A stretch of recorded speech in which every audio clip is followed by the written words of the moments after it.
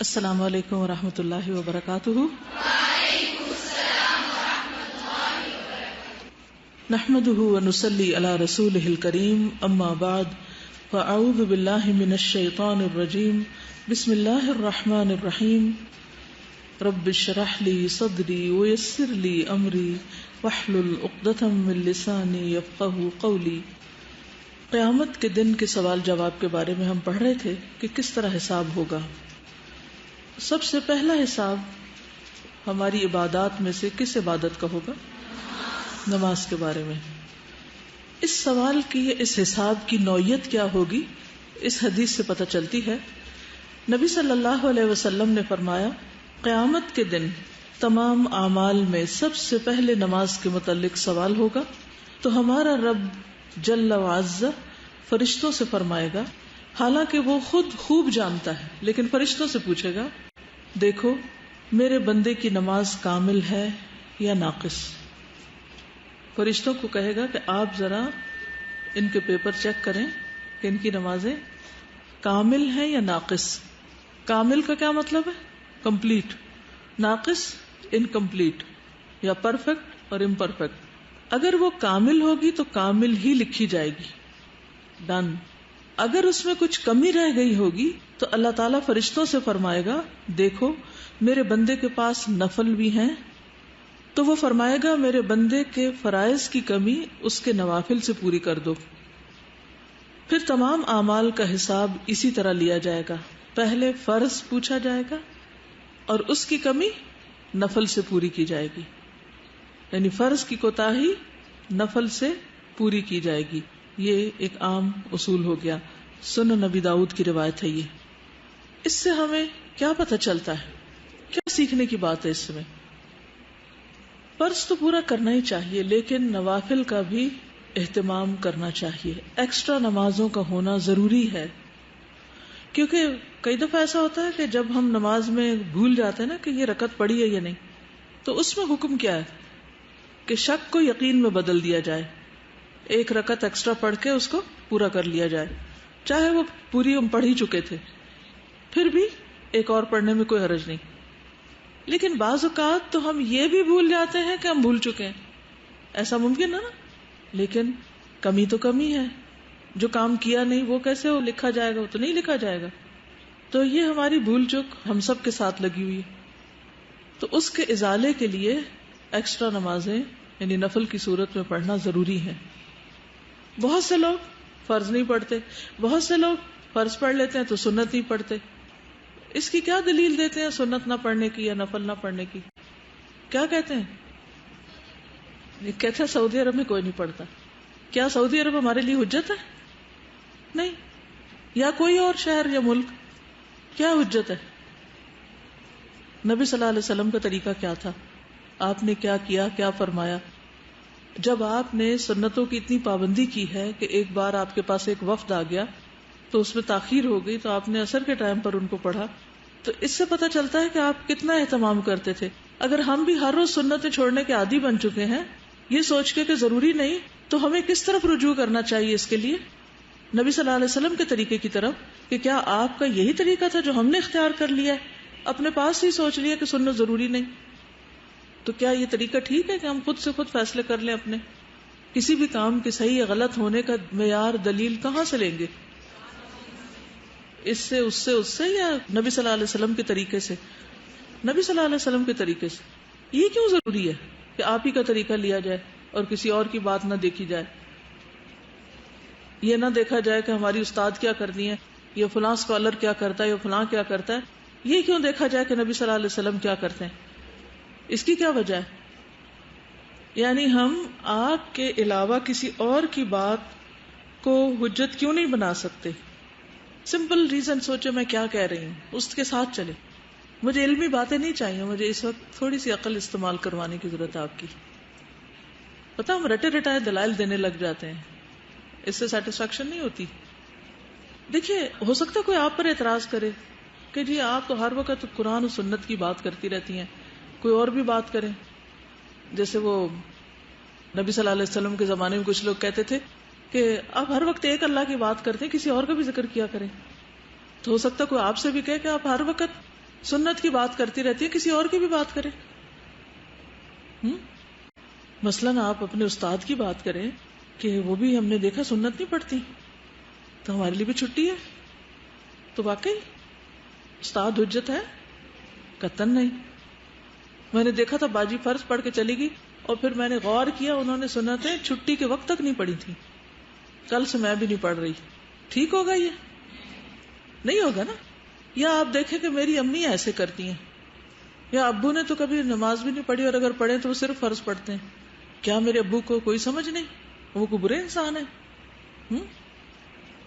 دیکھیے، ہم جتنے بھی انسان ہیں نا، بڑے سے بڑے اسکالر بن جائیں، کیا ہم رتبے میں نبی صلی اللہ علیہ وسلم کے برابر ہو سکتے؟ نہیں ہو سکتے نا. ان سے اوپر ہو سکتے؟ وہ جیسے حال ہی نے کہا تھا نا کہ ولیوں کا رتبہ نبی سے بڑھائیں، اور نبی کو جو چاہیں خدا کر دکھائیں. اور اسی طرح کافی اس کے شعر ہیں مجھے بھولے ہوئے، لیکن تو سوچنے کی بات ہے نا. اصل میں ہم اپنے ماحول سے بہت جلدی متاثر ہو جاتے. کسی کو اچھا کرتے دیکھتے تو ہمیں بھی شوق آ جاتا ہے ہم بھی کر لیں، اور کسی کو برا کرتے دیکھتے تو ہم کہتے ہیں اچھا وہ کر رہا ہے تو مجھے کیا منع ہے. یہ تعویل یا دلیل اگر آپ کا نفس کسی بھی وقت آپ کو دینے لگے تو یہ کہ میرے نفس کا دھوکہ ہے. مجھے اللہ تعالیٰ نے بالکل حکم نہیں دیا، اور نہ ہی مجھ سے پوچھا جائے گا کہ تمہاری امی ابا نے نہیں کیا تھا تو تم نے کیوں کیا، یا وہ کیوں نہیں کرتے تھے تو تم حساب دو. نہیں، یہ نہیں پوچھا جائے گا. مجھ سے میرے بارے میں سوال کیا جائے گا. اور کیا پوچھا جائے گا؟ کس کے مطابق چیک ہوگا سب کچھ؟ جو ہمارے لیے ایک رول ماڈل بھیجا گیا. کیا آپ کی زندگی ایک مکمل نمونہ تھی یا نہیں؟ مکمل تھی یا نہیں؟ مکمل نمونہ تھی نا. ایک یعنی عبادات میں بھی ایک کامل نمونہ تھی ہمارے لیے. اچھا، پھر کیا وہ سب کچھ موجود ہے یا کچھ نہیں بھی موجود؟ اس میں سے حفاظت ہوئی حدیث کی یا نہیں ہوئی؟ تاریخ پڑھی ہے؟ نہیں پڑھی تو پڑھ لیں، ٹھیک ہے. لیکن اس بات کو یعنی مجھے خود شروع میں یہ ہوتا تھا پتہ نہیں کیسے جمع ہوا، کیا ہوا. تو اس پر پھر میں نے کئی سال لگائے یہ سمجھنے کے لیے کہ کیسے ہوا، اور پھر ایک طرح سے پکا یقین آ گیا. ایک ہوتا ہے کسی کی بات سن کے، جیسے میں آپ کہہ رہی ہوں تو آپ ہاں میں ہاں ملا دیں، ہاں ہاں ٹھیک ہی کہتی ہیں. نہیں، یہ ایک طریقہ ہے علم حاصل کرنے کا، اور ایک یہ ہے کہ انسان خود جانے، خود معلوم کرے. اب ہر ایک کے پاس وقت نہیں بھی ہوتا خود جاننے کا، سب کچھ جانے یا بہت کچھ جانے. تو جتنا ہم جان سکتے ہیں اتنا تو جانے. مثلا وہ روایت آپ نے پڑھی ہوگی کہ ایک صحابی صرف نبی صلی اللہ علیہ وسلم کی نفل نماز کا طریقہ جاننے کے لیے انہوں نے کتنا طویل سفر کیا تھا. وہ جاننا چاہتے تھے. اگر ہمیں بھی ایک بات جاننی ہے تو اس میں ہم بھی تحقیق کر سکتے ہیں، ہم بھی پڑھ سکتے ہیں، ہم بھی پوچھ سکتے ہیں. اس سے بھی پوچھے، اس سے بھی، اس سے بھی، اس سے بھی، اس سے بھی، اور پھر دیکھیں کہ خود نبی صلی اللہ علیہ وسلم کا طریقہ کیا تھا. اور اگر وہ اتنا سمپل، واضح، صاف ستھرا ہو تو کافی نہیں کہ اس کو لے لیں اور استاذہ کی اور باجی کی اور باقی سب کی بات کو پیچھے کر دیں یا کسی اور اسکالر کی. ٹھیک ہے نا؟ یہ یاد رہے گی بات، اللہ کرے یاد رہے. دیکھیے، ہم کسی کو بھی اگر نمونہ بنا کے کام شروع کریں گے نا، تو اگر وہی غلطی پر ہوا تو اس کا یہ مطلب نہیں ہم کسی پر اعتماد ہی نہ کریں اور دیکھیں ہی نہ، لیکن ڈبل چیک کرنے میں کوئی حرج نہیں.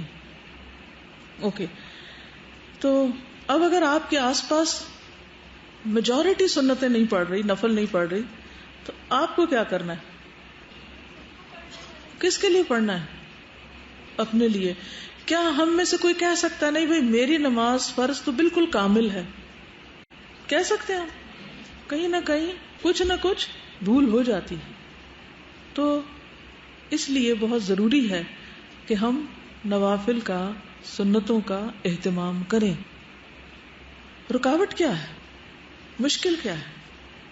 مثلا میں ظہر کے بعد بھی اتنا میں نے غور تو نہیں کبھی کیا، لیکن میں اکثر دیکھتی ہوں کہ لوگ فرض پڑھتے ہیں، کتابیں اٹھاتے بھاگ نکلتے ہیں.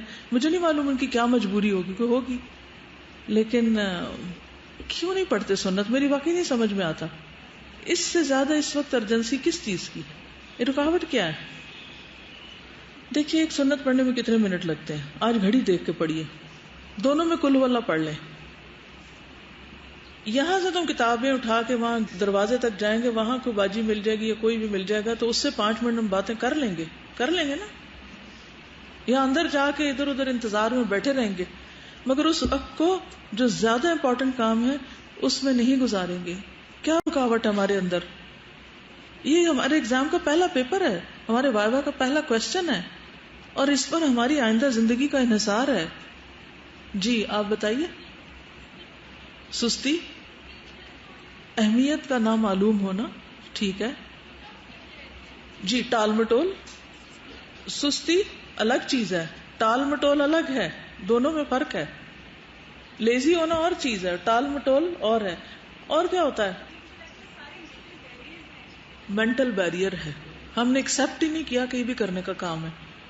ہم نے زیوم کر لیا ہے کہ اس کے بغیر بھی سب چلے گا.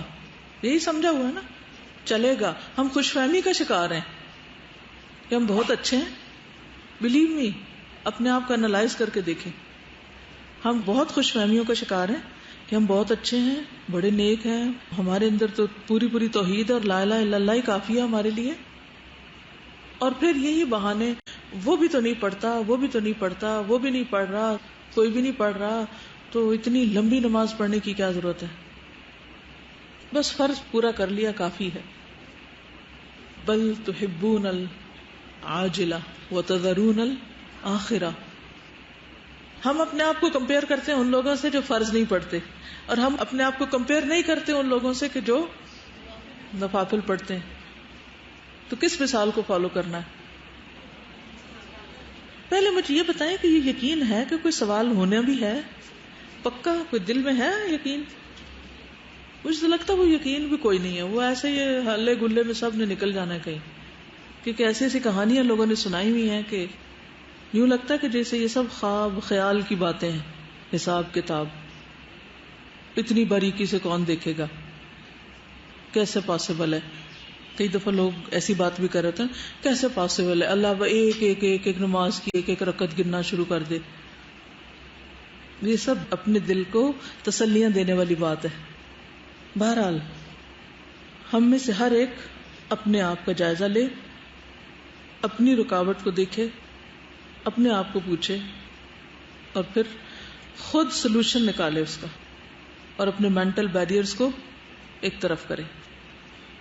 اسی طرح آپ دیکھیے روزے ہیں, اسی طرح زکوٰۃ ہے, اسی طرح باقی فرائض ہیں جو ہماری زندگی میں حقوق العباد وغیرہ سے متعلق. سم ٹائمز ایسا ہوتا ہے کہ ہم اپنی نماز کو مختصر کر دیتے ہیں, یا پھر صرف فرض پڑھ کر اسی کو انف سمجھتے ہیں, اور یہ سوچتے ہیں کہ اس کی جگہ نوافل اور سنتوں کی جگہ میں اور کوئی نیکی کر لوں گی, صدقہ کر لوں گی, کسی کو کوئی اچھی بات بتا دوں گی, جو آج میں نے کلاس میں اچھی باتیں سی ہیں وہ میں گھر میں جا کے کسی سے شیئر کر لوں گی, اور اس کو جو ہے وہ کمپنسیشن سمجھتے ہیں اپنی نماز کے ان. اور پھر کیا وہ ہوتی ہے؟ تجربہ کر کے دیکھ لیں. تجربہ جب یہ کر رہے ہو نا آپ, یہ والا دھوکہ اپنے آپ کو دے رہے ہیں, تو اس وقت نوٹ کر لیا کریں کہ یہ جو میں اس وقت سوچ کے نماز چھوڑ رہی ہوں نا, ٹال مٹول, تو بھلا یہ بھی ہوتی ہے کہ نہیں, یا وہ کام جو میں نے نماز کے اس وقت میں کیا اس میں برکت کیا ہوئی. خود تول لیں اپنے اعمال. جی. اور ایک اور چیز تازہ کہ ایک وجہ یہ ہوتی ہے کہ ہم اپنی فرض نماز کو ایک کامل سمجھ لیتے ہیں کہ میں نے یہ بڑی اچھی پڑھی ہے, اپنے طور پہ سو کالڈ خوشی اور خضوع کے ساتھ پڑھی ہوتی ہے, جبکہ حقیقت یہ کہ اگر آپ فرض نماز کو واقعی دل کی گہرائی سے پڑھیں تو سلام پھیرنے کے بعد آٹومیٹیکلی آپ کا دل کرتا ہے کہ میں دوبارہ اٹھ کے جو ہے وہ اپنے سنتیں ادا کروں. یس, کیونکہ وہ ایک لذت آنے لگتی ہے نا پھر نماز میں, پھر سنت کو بھی دل چاہتا ہے. ورنہ وہ اگر فرض ٹھیک سے نہ پڑھے تو پھر دل چاہتا کہ چھوڑو, پتہ نہیں وہ بھی قبول ہوئی کہ نہیں, اگر فرض نہیں ہو تو سنت کیا پڑھنی. یہ بھی بعض اوقات انسان سوچ لیتا ہے. مجھے ایسا لگتا ہے کہ ہم لوگوں کو اپنی اللہ تعالیٰ سے جو محبت ہے اس کا جائزہ لینا چاہیے. مطلب نماز پڑھتے ہوئے ہمیں ایسے کھڑا ہونا چاہیے گویا ہم اللہ تعالیٰ کے آگے کھڑے ہوں. مجھے سم ٹائمز پیچھے والی صف میں فیل ہوتا ہے کہ صف ہی نہیں پراپرلی بن رہی, کوئی پاؤں نہیں جوڑا, اور بس فرض نماز میں وہ خشوع نہیں آ پاتا, تو پھر میں سوچتی ہوں کہ سنت یا اگلی والی نماز میں کیسے آ پائے گا. تو اگر ہم واقعی یہ سوچ لیں, نہیں وضو کرتے وقت یہ سوچیں میں وہاں جا رہی ہوں, اللہ تعالیٰ کے آگے جا رہی ہوں, اور پھر نماز پڑھتے ہوئے نہیں آئے تو سر جھکا لیں, تھوڑا سا اپنے آپ کو اس حالت میں لانے کی کوشش کریں کہ آپ اللہ تعالیٰ کے آگے کھڑے. دیکھیے, آپ نے کبھی سوچا کہ شعبان کے روزے کیوں اتنے پسندیدہ ہیں, حالانکہ رمضان تو آ ہی رہا ہے. نبی صلی اللہ علیہ وسلم شعبان میں کثرت سے روزے رکھتے تھے. کیوں؟ پریپریشن, رمضان کی پریپریشن, اسی طرح نماز کی پریپریشن وضو کے ساتھ. سنت کے ساتھ. کسی بھی چیز کا جو کامل ہونا، ہر چیز کی کوئی نہ کوئی شرائط ہے. جب وہ شرائط پوری کی جاتی ہیں تب وہ کام کامل ہوتا ہے. تو ہمیں یہ دیکھنا چاہیے کہ نماز کی کیا کیا شرائط ہیں. اگر ہم وہ ساری شرائط پوری کر رہے ہیں تب ہماری نماز کامل کی اس میں آئے گی کیٹیگری میں. اگر ان شرطوں میں سے جس لیول کی بھی کمی بیشی ہے پھر اتنی نقص ہوگا. بالکل صحیح ہے. اچھا بعض اوقات ہمیں خود تو نظر نہیں آتا ہماری کہاں کمی ہے، نہیں آتا نا، تو ہم کسی سے بھی کہہ سکتے ہیں کہ ذرا آپ دیکھ لیں کہ میں کیسے نماز پڑھ رہی ہوں. کہہ سکتے ہیں نا، ایک دوسرے کو کہہ کے ٹھیک کروا لیں.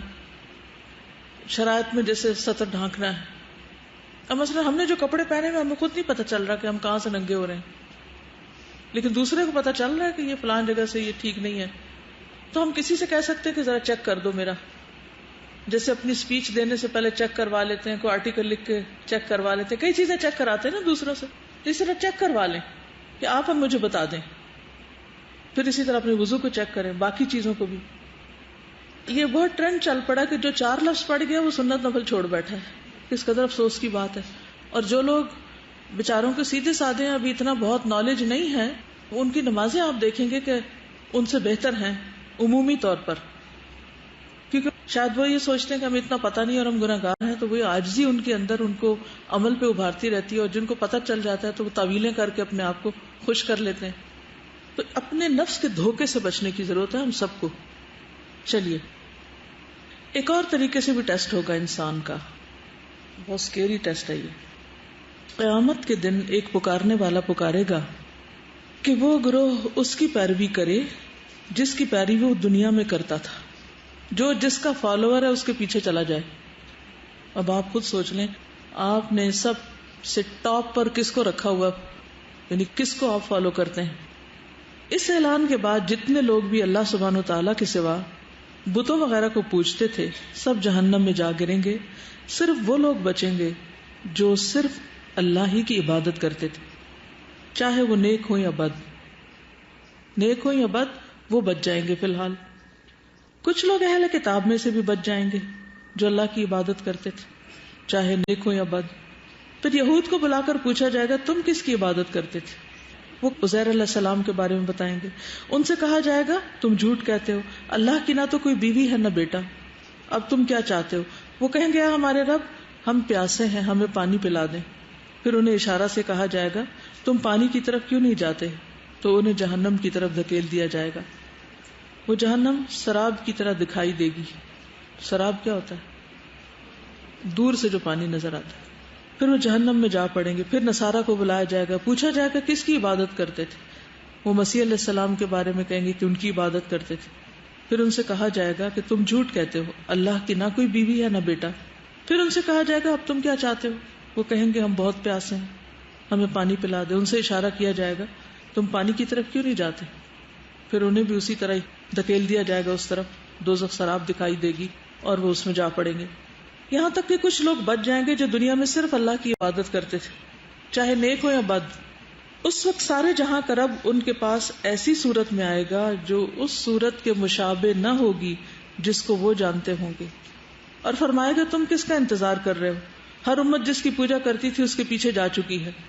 وہ کہیں گے اے ہمارے رب ہم دنیا میں لوگوں سے اس وقت کٹ کر رہے جب ہمیں دنیا والوں کے ساتھ مل جل کر رہنے کی بہت شدید ضرورت تھی، تب بھی ہم ان کے ساتھ مل کر نہیں رہے. تو اللہ تعالیٰ فرمائیں گے میں تمہارا رب ہوں. تو وہ کہیں گے ہم تجھ سے اللہ کی پناہ چاہتے ہیں، ہم اپنے رب کے ساتھ کسی اور کو شریک نہیں کر سکتے. حتیٰ کہ ان میں سے کچھ لوگ واپس پلٹنا چاہیں گے.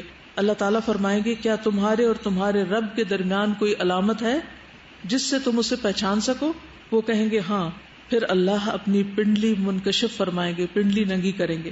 اس منظر کو دیکھ کر جو شخص دنیا میں صرف اللہ کے خوف اور اس کی رضا کی خاطر سجدہ کرتا تھا اللہ کو، اس کو سجدے کی اجازت دے دی جائے گی.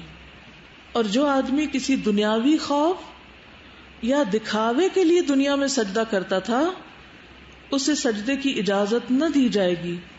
اس کی پشت یعنی کمر تختے کی طرح ہو جائے گی، جھک نہ سکے گا، اور جب بھی سجدہ کرنا چاہے گا اپنی پشت کے بل گر جائے گا، یعنی پیچھے گر جائے گا. پھر مسلمان اپنا سر سجدہ سے اٹھائیں گے اور اللہ اس صورت میں ہوں گے جس صورت میں انہوں نے پہلی مرتبہ اسے دیکھا ہوگا، اللہ تعالیٰ فرمائیں گے میں تمہارا رب ہوں، مسلمان کہیں گے تو ہمارا رب ہے. صحیح مسلم کی روایت ہے. یہ قرآن مجید میں اس سے ملتی جلتی ایک آیت آتی یوم یکشف عن ساق ویدعون الی السجود فلا یستطیعون. کچھ لوگوں کو جب سجدے کے لیے بلایا جائے گا وہ سجدہ نہ کر سکیں گے. کیوں؟ کیا وجہ پتہ چل رہی یہاں؟ کیوں نہیں سجدہ کر پائیں گے وہ وہاں؟ آگے پڑھیے.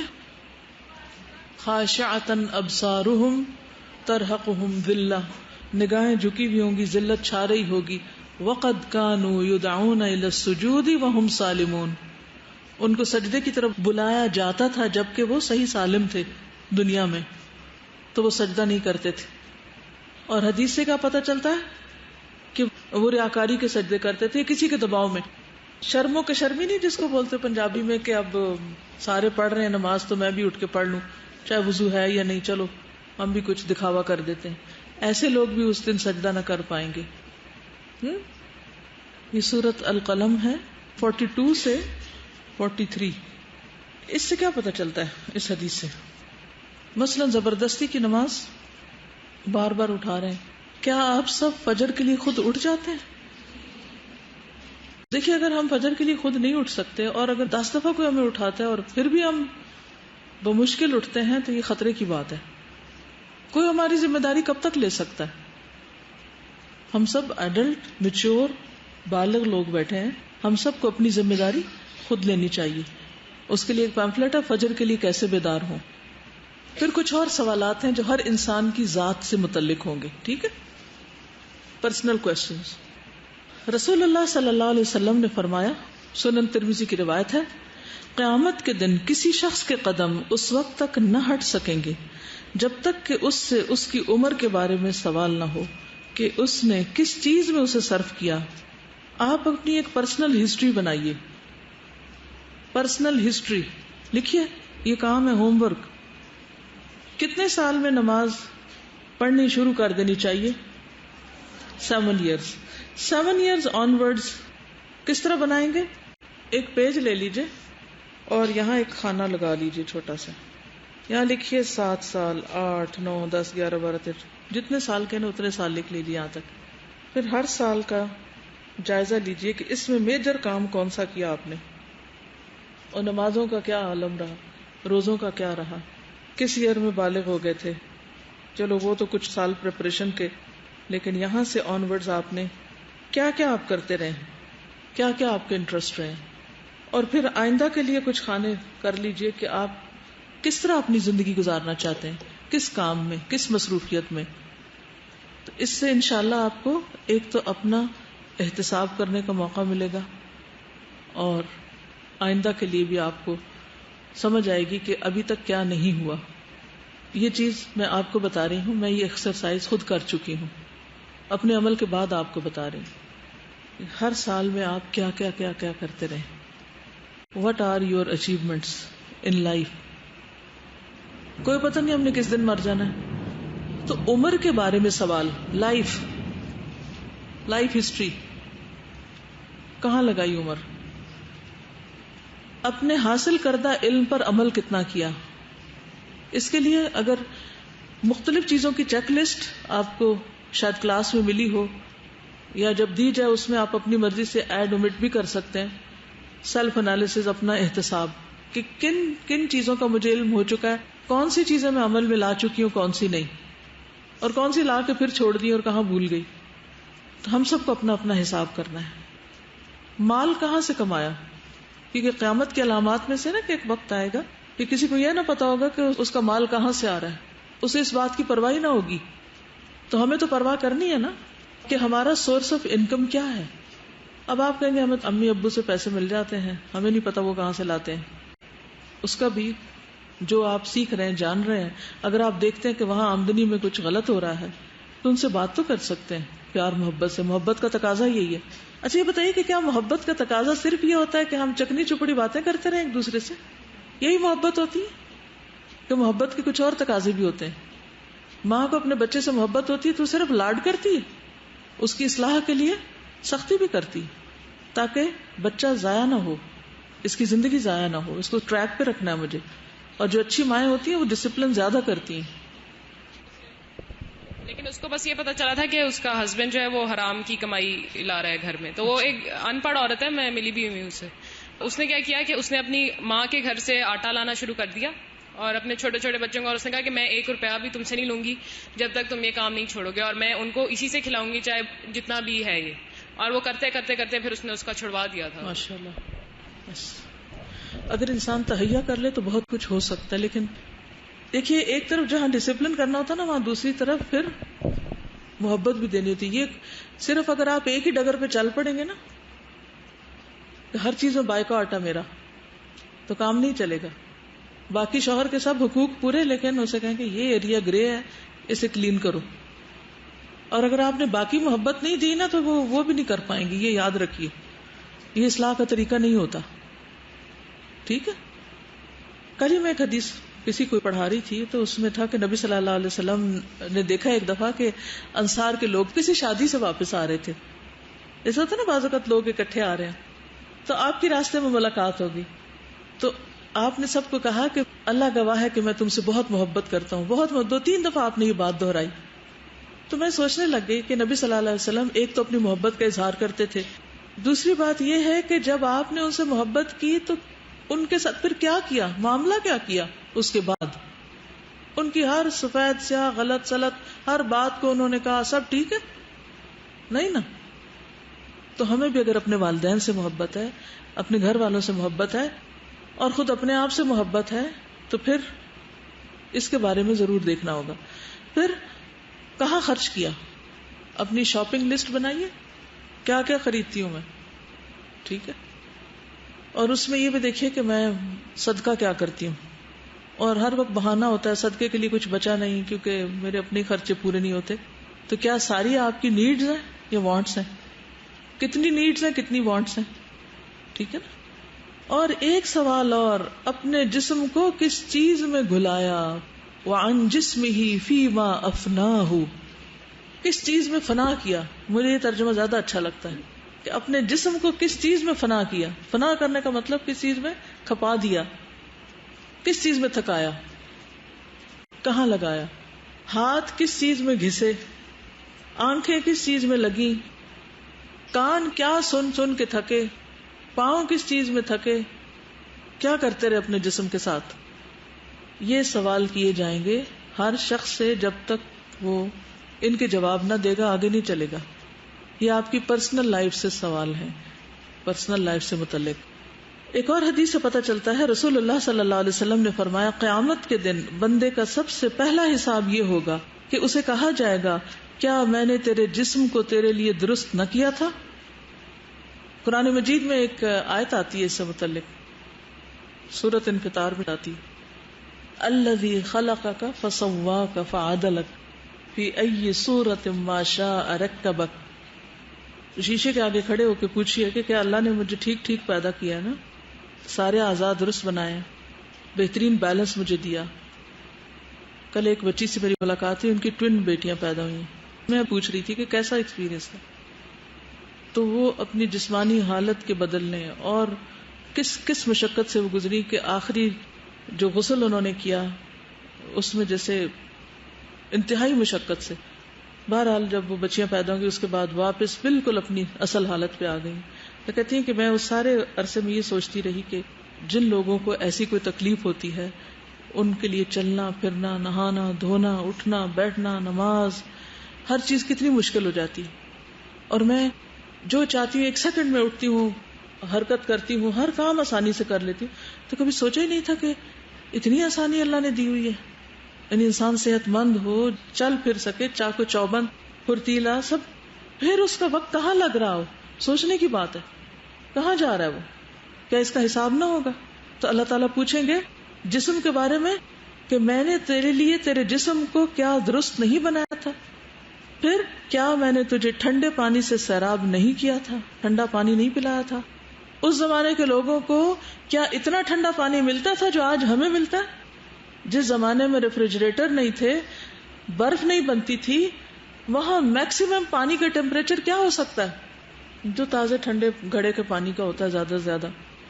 تو ان کے مقابلے میں ہماری ڈرنکس جو ہیں ان کی ویرائٹی آپ دیکھیں، ان کے کلرز دیکھیں، ان کی خوشبو، اور ان کے اندر جو جو کچھ ہم ملا لیتے ہیں اور پھر ٹھنڈا کرتے ہیں اور پھر مزید اس کو جما کے ان کی اور شکلیں بنا دیتے ہیں، اور ذرا سی بھی گرمی لگے تو رنگ رنگ کی چیزیں کھانے پینے کو مل جاتی ہیں. تو ان سب کو پا کر اللہ کا شکر کتنا ادا کیا. تو اگر اللہ تعالیٰ پوچھ لیں یہ سب تجھے دیا تھا، بتا تو نے کیا کیا، تم کیا کہیں گے کہ ادھر ادھر وقت ضائع کر دیا. پھر نعمتیں خواہ معمولی ہی کیوں نہ ہوں ان کا بھی سوال ہوگا. حضرت زبیر سے مروی ہے کہ جب یہ آیت نازل ہوئی ثم لتسألن یومئذ عن النعیم، تو زبیر رضی اللہ عنہ نے پوچھا یا رسول اللہ ہم سے کن نعمتوں کے بارے میں سوال ہوگا جبکہ ہمارے پاس تو صرف کھجور اور پانی ہے، یعنی رنگ رنگ کے کھانے نہیں ہیں. آپ نے فرمایا آگاہ رہو یہ سوال ضرور ہوگا. ثم لتسألن، لام بھی تاکید کا، نون بھی مشدد تاکید کے لیے. لیکن آج کیا ہم اس کو نعمت سمجھتے ہیں؟ پینے کو ٹھنڈا پانی مل جائے اور کھجور مل جائے تو کیا ہم کہیں گے کہ بہت کچھ ہے ہمارے پاس، الحمدللہ پڑھیں گے اس پہ؟ اصل میں اگر ہم شکر ادا کرنے لگے نا تو سچ ہمارے سب شکوے ہی دور ہو جائیں، شکایتیں ہی ختم ہو جائیں کہ ہمارے پاس کچھ نہیں، رونا دھونا ہی ختم ہو جائے. جب رونا دھونا ختم ہوگا نا پھر توجہ کس پہ لگے گی، کس پہ توجہ لگی، پھر مقصد پہ فوکس کر پائیں گے آپ، پھر اللہ کو راضی کرنے کے لیے دوڑیں گے.